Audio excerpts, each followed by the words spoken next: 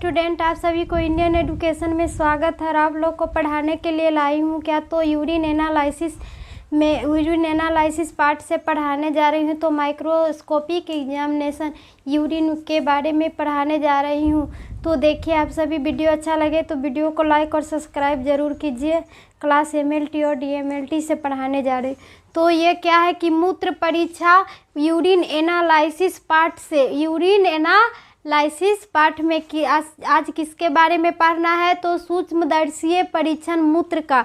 सूक्ष्मदर्शीय परीक्षण माइक्रोस्कोप के द्वारा परीक्षण किसका तो मूत्र का, यूरिन का तो पढ़ना है। तो microscopic examination of urine, microscopic examination of urine, सूक्ष्मदर्शी परीक्षण किसमें तो मूत्र का।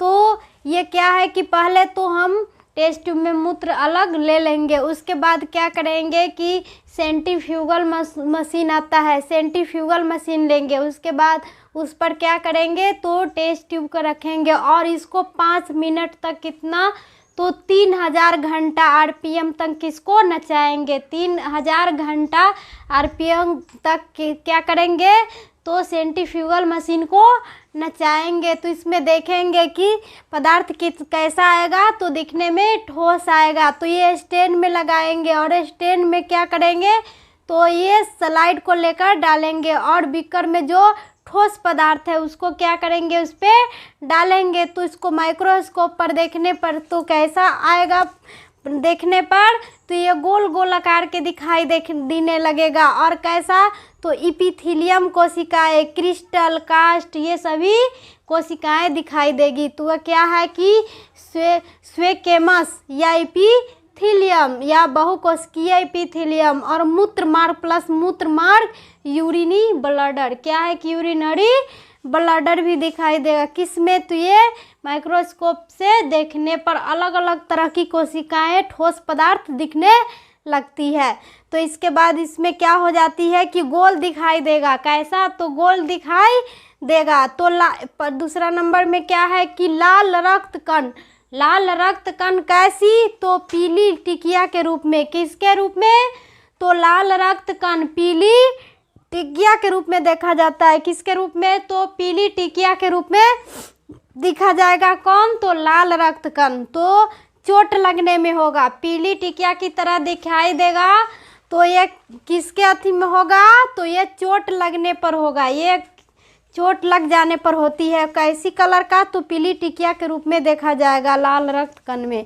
तो तीसरा नंबर क्या है कि श्वेत रक्त कण, श्वेत रक्त कण जो गोलाकार कणदार, जो श्वेत रक्त कैसा दिखेगा तो गोलाकार और कणदार रक्त कोशिका बड़ा श्वेत रक्त में। कैसा तो बड़ा श्वेत रक्त में रंग में लसलसा के रूप में दिखाई देगा। किसके रूप में तो लसलसा के रूप में बड़ा आकार में दिखाई देगा। कौन तो श्वेत रक्त में कण गोलाकार और रक्त कोशिका बड़ा और लसलसा के रूप में दिखाई देता है। तो इसके कारण बीमारी क्या हो जाती है तो पूर्ति में होती है। कौन तो पैरिया हो जाती है। क्या हो जाएगी पूर्ति में पैरिया, जो गोलाकार और कणदार दिखेगा। किसमें तो श्वेत रक्त कण में। और रंग कैसा होगा तो लसलसा की तरह दिखाई देगा, तो उसको पैरिया हो जाएगी। क्या होगी तो पैरिया पूर्ति में होगा। और दूसरा में क्या होगा बी में तो मूत्राशय शोथ, सिस्टेसिस हो जाएगी। क्या होगा तो मूत्राशय शोथ।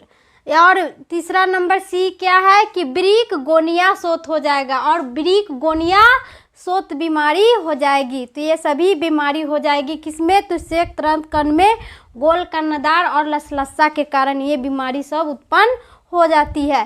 तो चौथा नंबर क्या है तो शुक्राणु स्पर्मेटोजोआ, शुक्राणु स्पर्मेटोजोआ।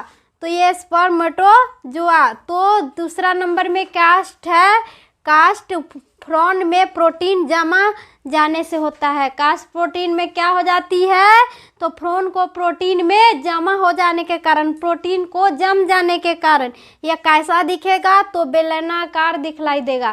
कैसा तो बेलन के आकार में दिखलाई देगा। तो ये बेलनाकार के रूप में दिखलाई देगा। तो ये पहला नंबर है कि ब्रीक रोग, ब्रीक रोग, brick cast plus albumin, brick cast plus एल्बोमीन।